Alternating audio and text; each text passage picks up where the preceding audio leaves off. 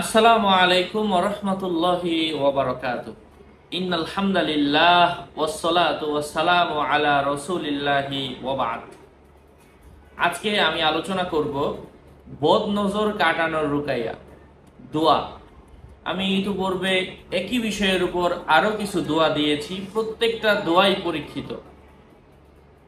তো আজকে যেই রুকায়াটা বলবো, যে হাদিসে বর্ণিত দোয়াটা বলবো, তা আপনাকে লিখে পানি দিয়ে ধুয়ে বদনজর যার উপর লেগেছে তাকে পান করাতে হবে।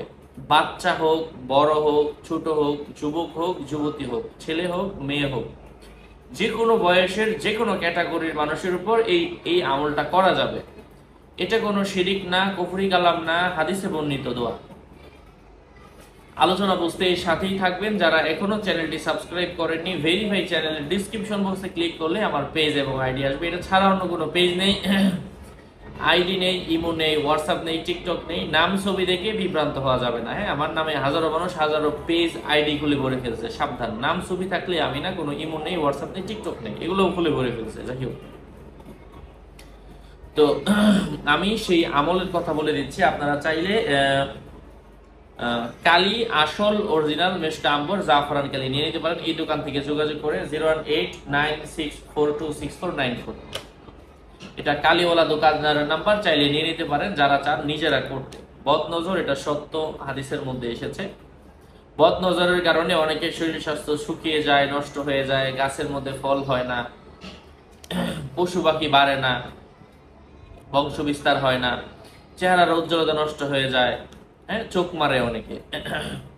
তো তাদের জন্য হচ্ছে আজকের এই আমলটা। যদি কোনো ফসলের উপর, পশু পাখির উপর চোখ লাগে, এই দোয়াটা পানির মধ্যে লিখে মানুষ হলে খাবে, আর এই দোয়াটা পানির মধ্যে জাফরান কালি দিয়ে লিখে দিলে লেখা চলে যাবে। তো ওই পানিটা গাছের উপর অথবা যার উপর লাগবে তার উপর এভাবে ছিটিয়ে দিবে 7 দিন। 7 দিন খাবে, একবার লিখে 7 দিন খাবে, একবার লিখে আবার 7 দিন যেখানে লেগেছে ওটার উপর ছিটিয়ে দিবে। আল্লাহ পাকের অশেষ রহমে যদি বদনজর থেকেও থাকে, কেটে যাবে। যারা গ্রামে গঞ্জে থাকেন আপনারা দেখবেন বদনজর কাটানোর জন্য ওই যে ফসলের মধ্যে, ধান ক্ষেতের মধ্যে মানুষ বানায় রাখে অনেকে, অথবা অনেকে ডেক দিয়ে রাখে, অনেকে জুতা ঝুলাইয়া রাখে, হ্যাঁ, অনেকে লাঠি লুঠি ঝুলাইয়া রাখে, অনেকে ছিঁড়া কাপড় ঝুলাইয়া রাখে, অনেকে অনেক কিছু ঝুলাইয়া রাখে। এগুলো বদনজর থেকে বাঁচার জন্য। আবার কেউ কেউ পাখি তাড়ানোর জন্য করে থাকে। যাই হোক, আমি সেই দোয়াটা বলে দিচ্ছি। বিসমিল্লাহির রহমানির রহিম। বিসমিল্লাহিশ শাফি, বিসমিল্লাহিল কাফি, বিসমিল্লাহি খাইরিল আসমাই, বিসমিল্লাহি রাব্বিল আরদি ওয়া রাব্বুস সামাই, বিসমিল্লাহি লা ইয়াদুররু মা ইসমিহি লা ইয়াদুররু শাইউন ফিল আরদি ওয়ালা ফিস সামাই ওয়া হুয়াস সামিউল আলিম।